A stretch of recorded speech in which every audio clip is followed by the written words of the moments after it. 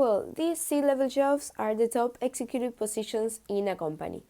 Employees in these C-level positions are some of the most influential and highly paid members of an organization. So, in this video, the woman says that women face harder choices between professional success and personal fulfillment. For example, cooking or having to take care of your kids, etc. Okay, so one of the anecdotes that she tells is the following. She was pitching a deal in a fancy private office in New York, and it was a 3 hour meeting, and after 2 hours there needs to be a bio break in which everyone stands up. When this happened, the partner running the meeting looked very embarrassed. He didn't know where the woman's room was in his office, so Cheryl asked him if he was new, to which he answered that no, he had worked there for a year.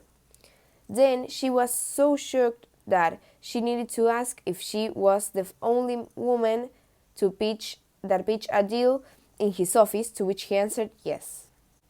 Now, talking about women and the workforce, women are dropping out of the workforce, and the only reason why some of them are still there is because the flex time and the mentoring that some business and companies offer. Well, the 3 tips that she gives are: sit at the table, make your partner a real partner, and don't leave before you leave.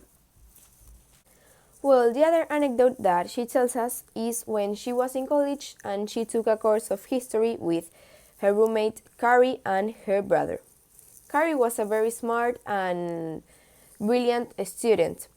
Then Anne assisted, read all the books and assisted to all the lectures.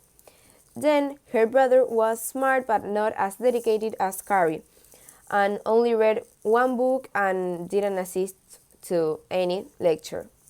And then Cheryl, was intelligent, but she read all the books but only went to some, for example, 1 or 2 lectures. Well, they had a test altogether.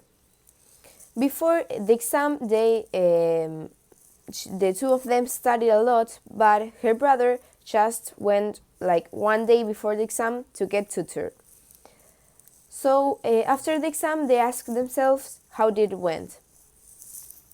To which Cheryl and Carrie answered that they weren't sure about the results and if they complete all the tasks correctly, and her brother answered that he got the higher mark in all the class. So this shows the problem in how women systematically underestimate their own abilities.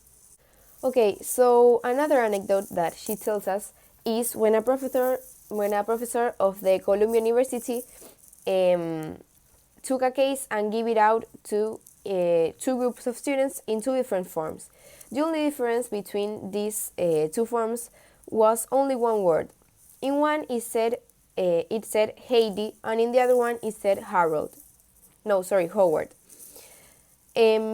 Students thought that these 2, Heidi and Howard, were equally competent, but everyone liked Howard, like they wanted to work with him. Talking about Heidi, they thought that she was a little political and they weren't sure if they wanted to work with her. Now, talking about the second tip that she gives us, that is keeping your hand up.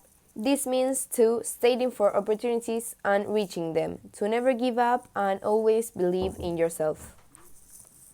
Well, so the third tip that she gives us is to make your partner a real partner. This means that both of them, women and men, must have the equal tasks at home, because most of women are in charge, for example, of taking care of their kids, cleaning, cooking, etc. And this makes them drop out of work more than men who actually don't do this, generally don't do these kind of things. So if you're going to be partnered with someone and work in the same house, you just must have the equal responsibilities. Okay, so the last tip that she gives us is to don't leave before you leave, which means to not make decisions too far in advance. Because, for example, women in general Generally, they think about having kids before even they have a job, which make them want to retire even though the plans are for the future.